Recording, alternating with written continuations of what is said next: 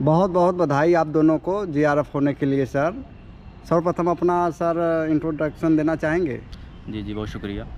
पहली बात तो शुक्रिया आपका जो आपने हमें अपने प्लेटफॉर्म पे जगह दिया, और विगत कई सालों से जो आप यूनिवर्सिटी की उपलब्धियों, यहाँ पे होने वाली घटनाओं को डॉक्यूमेंट कर रहे हैं, उसके लिए आप प्रशंसा के पात्र हैं।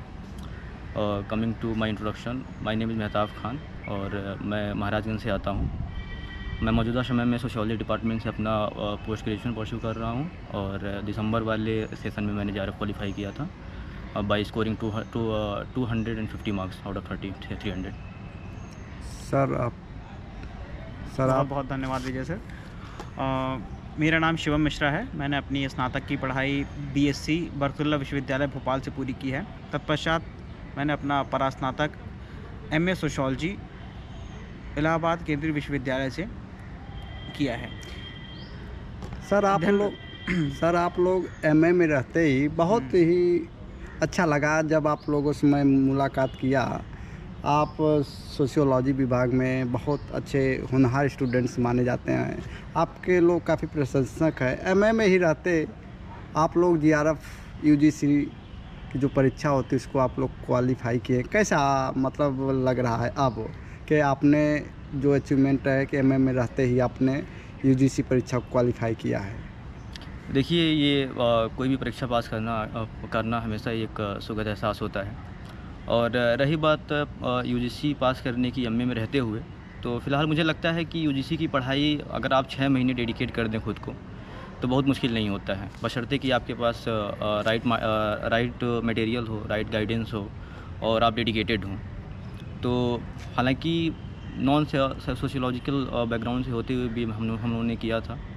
इसके पीछे बस यही राज था कि हम लोगों ने 6 महीने लगातार खुद को डेडिकेट किया उसमें, जितनी किताब से जितना सिलेबस था उसको कवर किया कम से कम समय में। उसके बाद से फिर बहुत सारे क्वेश्चन सॉल्व किए, जहाँ जहाँ कमियाँ थी उसको सही किया, बस यही था। सर आपसे क्वेश्चन है कि तमाम स्टूडेंट्स यूजीसी नेट जीआरएफ की तैयारी करते हैं सोशियोलॉजी से, उनको आप किस प्रकार से मतलब दिशा निर्देश देना चाहेंगे कि कौन सी किताब अच्छी है, किस प्रकार से स्ट्रेटजी बताना चाहेंगे? देखिए, जो आखिरी के 6 महीने होते हैं वो बहुत महत्वपूर्ण माने जाते हैं किसी भी परीक्षा को अगर हम केंद्र में रखें। तो जैसा कि आप लोग को पता है, आपको ज्ञात है कि हम लोगों ने अपने अध्ययनरत रहते हुए परास्नातक में ही तीसरे सेमेस्टर में जीआरएफ की परीक्षा उत्तीर्ण की है, और जिसके लिए हम लोगों ने महत्वपूर्ण कुछ किताबों को चयनित किया, और जिसमें से सबसे ज़्यादा अगर हमने प्राथमिकता दी है तो वो प्रीवियस ईयर क्वेश्चंस को। सबसे इम्पॉर्टेंट पार्ट है, अगर किसी भी स्टूडेंट की तैयारी में होता है, किसी भी स्टूडेंट की प्रिपरेशन के लिए होता है, तो वो सबसे इम्पॉर्टेंट पार्ट है प्रीवियस ईयर क्वेश्चंस। जिस तरह से हम ट्रेंड्स को देख रहे हैं, जिस तरह से पैटर्न को हम देख रहे हैं, एनटीए जिस तरह से एग्ज़ाम्स को कंडक्ट करा रहा है, उसमें प्रीवियस ईयर क्वेश्चंस का बहुत ज़्यादा महत्व है। तो मैं आप सभी दर्शकों को यही कहना चाहूँगा, यही सलाह देना चाहूँगा कि यदि आप तैयारी कर रहे हैं, यदि आप अध्ययनरत हैं और एमए में रहते हुए ही अपना आप जीआरएफ क्वालिफाई करना चाहते हैं, तो हम लोगों ने भी किया, आप लोग भी कर सकते हैं। हम लोग तो मैथ्स और बायोलॉजी बैकग्राउंड से रहे थे, उसके बाद भी हम लोगों के लिए सफ़र आसान नहीं था, लेकिन हम लोगों ने मेहनत किया और जितना जल्दी हो सके उतनी जल्दी सिलेबस को कवर करने की कोशिश की। तो मैं आप सभी को यही सलाह देना चाहूँगा कि अपने सिलेबस को आप एमए में रहते हुए ही एक बार 2 बार कंप्लीट कर लें। एमए का सिलेबस मुझे लगता है कि लगभग नेट के सिलेबस के बराबर ही है। तो आप अगर अपना एमए का सिलेबस अच्छी तरीके से तैयार कर लेते हैं और साथ ही साथ प्रीवियस ईयर क्वेश्चंस को 1 बार 2 बार 3 बार कई बार अगर उनको आप लगा लेते हैं, तो मुझे नहीं लगता कि आपको कहीं अलग से कोई तैयारी की आवश्यकता है। सर तमाम स्टूडेंट्स नेट जीआरएफ की तैयारी करते हैं, कुछ छात्रों का होता है, कुछ छात्रों का नहीं होता।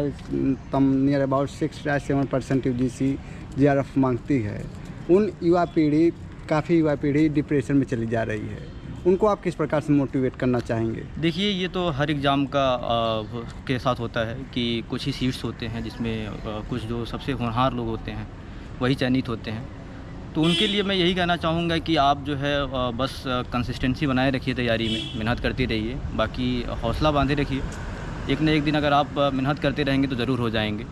बाकी कमियां देखिए, आप अपनी कमियां ढूंढिए, कहाँ आप गलतियां करते हैं, कहाँ सुधारने की ज़रूरत है। अगर ये सारी चीज़ें आप कर लेते हैं तो आप ज़रूर हो जाएंगे। सर आपसे क्वेश्चन है कि आप विश्वविद्यालय में एमए में रहते ही इस परीक्षा को क्वालिफाई किया है, तमाम भविष्य में आपका वीडियो लोग देखेंगे, उनको आप किस प्रकार से मतलब मोटिवेट कर देंगे कि क्या करना, संदेश देना चाहेंगे?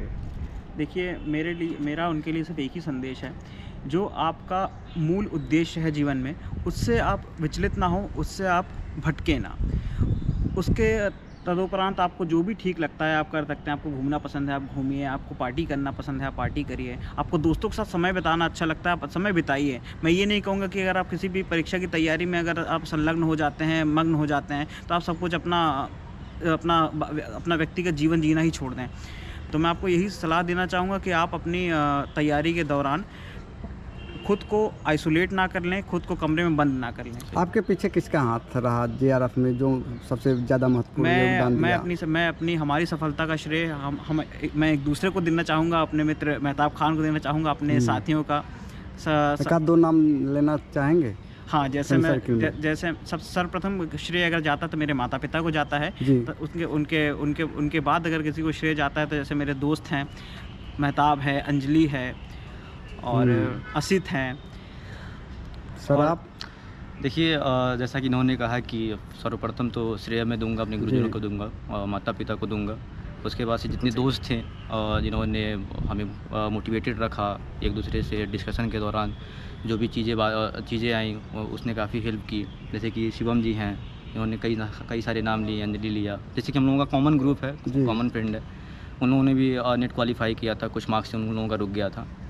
तो बाकी तो ठीक है, पूरा ग्रुप था, एक दूसरे का सहायता किया। हम लोगों का अच्छा थोड़ा सा हो गया तो निकल गया था। सर लास्ट सवाल है, आप लोग कोई कोट्स लाइन है, आप अगर हो तो शेयर कर सकते हैं?